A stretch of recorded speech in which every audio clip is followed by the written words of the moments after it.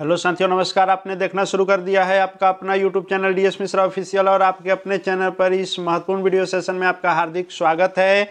और इस वीडियो में मैं बात करने वाला हूं कि बिहार के सभी शिक्षक हो जाएं सावधान।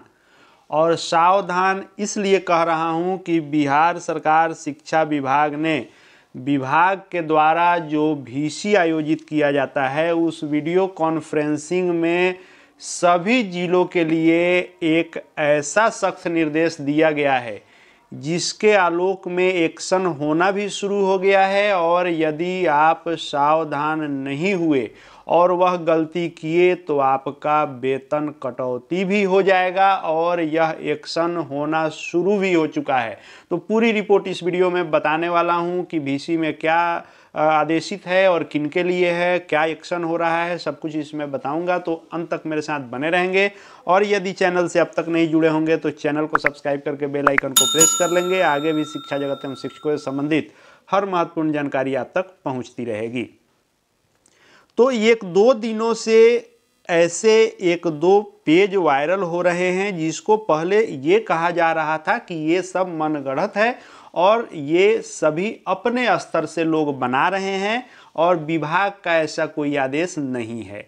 लेकिन आप इस भ्रम में नहीं रहें। ये जो आपको खबर मिली है कि अब ऑनलाइन उपस्थिति की निगरानी के लिए, विद्यालयों की निगरानी के लिए और ई शिक्षा कोष पर बन रहे अटेंडेंस की समीक्षा करने के लिए जो जिला स्तर पर ई शिक्षा सेल का, ई शिक्षा कोष का सेल बनाया जा रहा है, जो पहले राज्य में था वह अब हर जिले में जो बनाने का फैसला शिक्षा विभाग का लिया गया है, वह अब नई सरकार के गठन के बाद विभाग ने सख्त रुख अपनाते हुए हर जिले में DO कार्यालय से सीधी निगरानी हर विद्यालयों के शिक्षकों पर करने के लिए इस शिक्षा कोष सेल का गठन करने का निर्णय लिया गया है।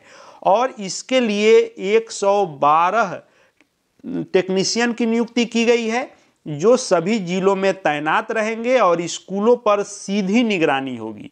यह क्यों किया गया है? क्योंकि जो राज्य स्तर पर था और एक जगह से विभाग जो है करने में असमर्थ अपने को महसूस कर रहा था, उसके लिए यह विकेंद्रीकरण किया गया है कि शिकायतों का निपटारा या विद्यालयों की निगरानी अब सीधे जिला स्तर पर की जा सके ताकि विभाग का जो लक्ष्य है वह विभाग अपना पूरा कर सके।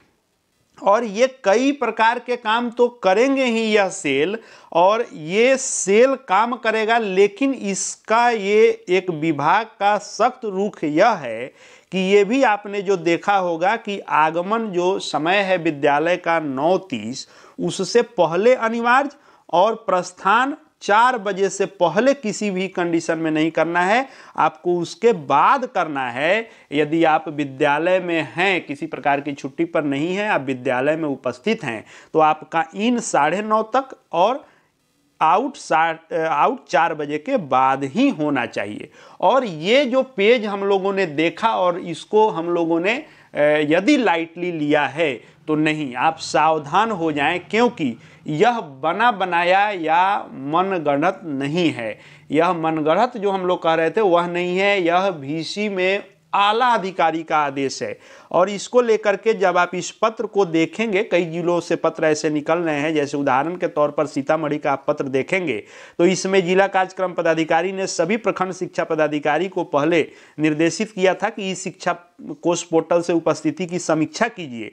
और इसमें जिक्र किया गया था कि 19 नवंबर को जो आहूत VC हुई, जिस VC में ACS से लेकर के सभी आला अधिकारी और सभी जिलों के DO DPO तक जुड़ते हैं, उसमें यह आदेशित किया गया है कि जो भी शिक्षक विद्यालय आ रहे हैं, यदि निर्धारित समय से वे नहीं आ रहे हैं, नहीं जा रहे हैं, यानी उनका स्कूल इन आउट समय से नहीं हो रहा है, तो उनके ऊपर एक्शन लिया जाए। और यह पत्र निकला। उसके बाद इस पत्र को आप देखिए जिसमें इसी जिले में प्रखंड वाइज निर्देशित किया जाना शुरू किया गया। उसके बाद इस पत्र को भी आप देखिए, बेलसंड सीतामढ़ी का है और यहाँ लगभग 40-50 शिक्षकों के ऊपर एक्शन भी हो गया है, उनसे स्पष्टीकरण मांगा गया है और उनके वेतन कटौती की भी अनुशंसा की जाएगी। क्यों, इसमें सूची भी है, उसको भी दिखाऊंगा कि किसी भी दिन का, जैसे यह 20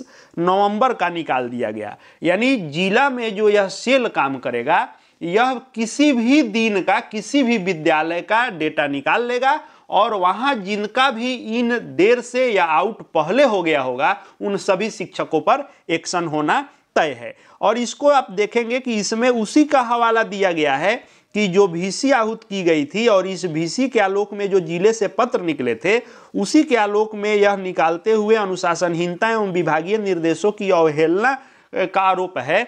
और इसमें कहा गया है कि 24 घंटे के अंदर आप अपना स्पष्टीकरण दें, यदि स्पष्टीकरण आपका संतोषजनक नहीं होगा तो अग्रेतर कार्रवाई की जाएगी, आपके वेतन इत्यादि की कटौती और भी कार्रवाई आपके ऊपर हो सकती है। और आप इस सूची को देखें, इस सूची में जैसे 20 नवंबर का निकाला गया है और इधर जो है और शिक्षकों का नाम इत्यादि है जिसको हटा दिया गया है। आप इसको सिर्फ देखें कि इस डेट में जो भी शिक्षक विद्यालय में हैं डेली अटेंडेंस लगाए हैं, लेकिन इन टाइम आप देखेंगे तो 10:45, 10:16, 10:20, 10:03, 10:14, 10:09, 11:46, 10:03, 10:38, 10:05, 10:02, यानी ये सभी निर्धारित समय से बाद में इन किए हैं और आउट टाइम भी इसमें दिया गया है।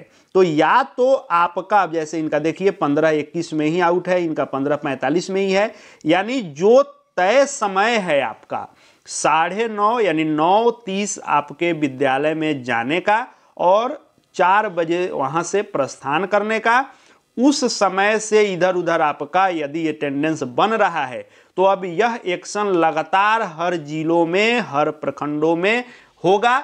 और 1 दिसंबर से समझिए कि यह बिहार के सभी जिलों में लागू हो जाएगा और ई शिक्षा कोष का निगरानी, आपके अटेंडेंस की निगरानी अब जिला में जो गठित सेल होगा जिसके लिए 112 तकनीशियन नियुक्त किए गए हैं उनके द्वारा किया जाएगा। और किस दिन किस प्रखंड के किन किन विद्यालयों को निकाला जाएगा और उनके डेटा को निकाल करके आपसे स्पष्टीकरण वेतन कटौती हो जाएगी, इसका कोई तय नहीं है कि किनका विद्यालय कब इस घेरे में आ सकता है और एक्शन हो सकता है। बाद बाकी बहुत सारी कमियां हैं एप्लीकेशन में, जैसे बहुत लोगों का समय से रहते हुए भी नेट नहीं काम करना, बहुत लोगों का इन आउट जो है नहीं होना या सर्वर का प्रॉब्लम होना, वो चीज़ें मैं भी मान रहा हूं, आप भी इसको फेस कर रहे हैं, लेकिन वह एक अलग पहलू है। लेकिन दूसरा पहलू यह है कि विभाग इन सब बातों को नहीं मानेगा।